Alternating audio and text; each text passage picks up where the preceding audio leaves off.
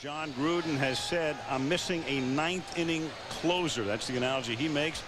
A lot of signs referring to Keyshawn Johnson. John and I will talk about it through the telecast tonight. And in fact, we'll have Rich McKay, the general manager of the Bucs, on with us briefly at halftime and talk to Rich about that decision. Brian coming up. And there are Johnson's numbers. Remember, he came over from the Jets for 2 first-round picks. The Jets that year wound up with a total of 4, and one of the picks was Chad Pennington. This year, as you see at the bottom there, 45 catches. He's having a decent season for 600 yards. Rich McKay is the general manager here, and we'll talk to Rich, as I mentioned before, as part of the Toyota halftime show. Sliding away from the other side. This time they take Strahan out of the play, and it's caught by Charles Lee.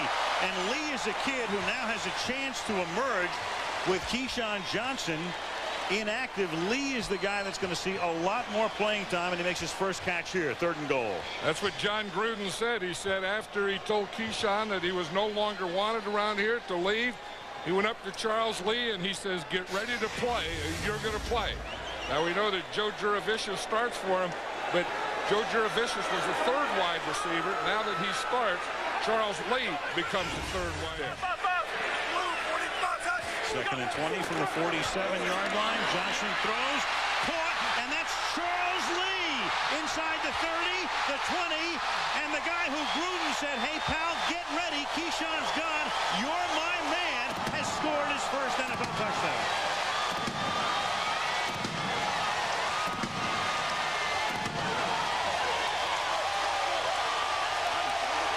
It wasn't one of those plays that was set up to go deep. It was just a slant play. He was going against the grain, and he took it all the way to the end zone. I was impressed how big Charles Lee is. You know, he's about 225, 230 pounds. I watched him in practice the other day, and I said, I don't remember this guy being that big at Green Bay. So the extra point here for Gramatica after the 53-yard score.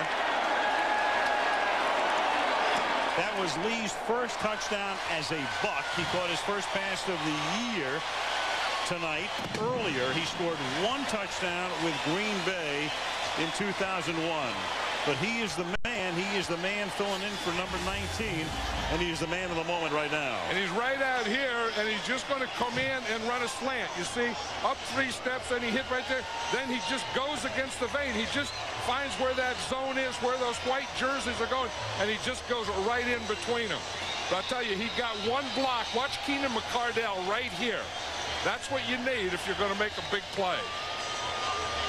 That's one thing that the wide receivers of the Bucs, including Keyshawn Johnson, were always very good blockers. Longest play allowed by the Giant defense this season, and it comes with 3:37 remaining in the first half.